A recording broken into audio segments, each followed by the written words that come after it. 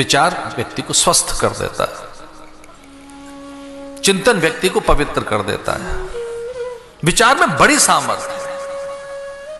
इसलिए मैं कथा को आगे बढ़ाऊं ये कहते हुए कि संसार को भवरोग कहा गया है, इसे भवसागर कहा गया है, इसे भव सिंधु भवाटवी कहा गया है। भवरोग किम औषधि, फिर इसकी औषधि क्या? अगर ये रोग है तो, अगर कोई रोग है तो उसकी औषधि भी होनी चाहिए।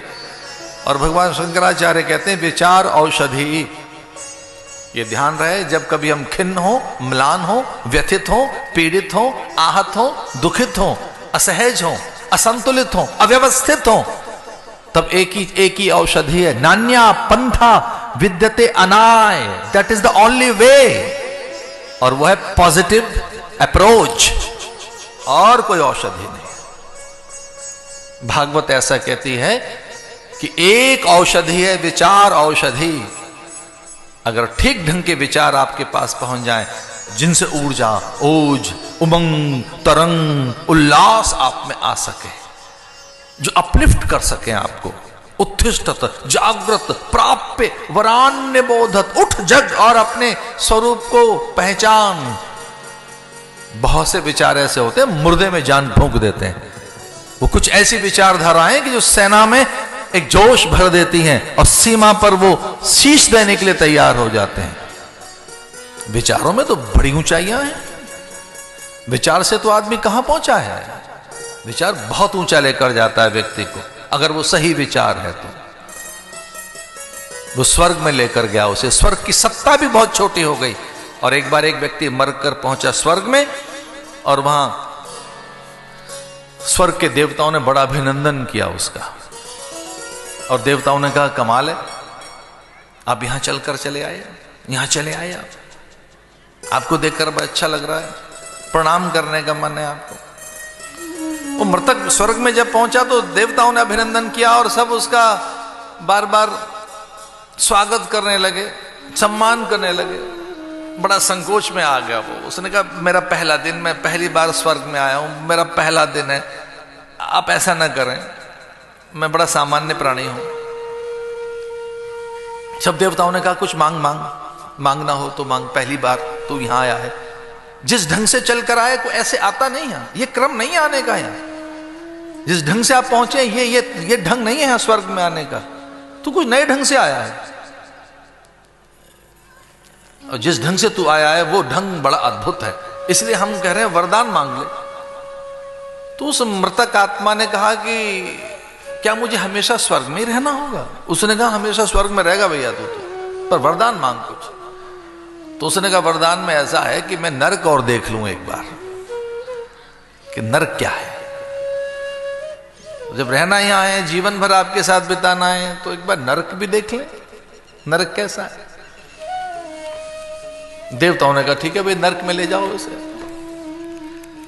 लेकिन कुछ दिन के बाद वो बड़ा उदास सा था वहां।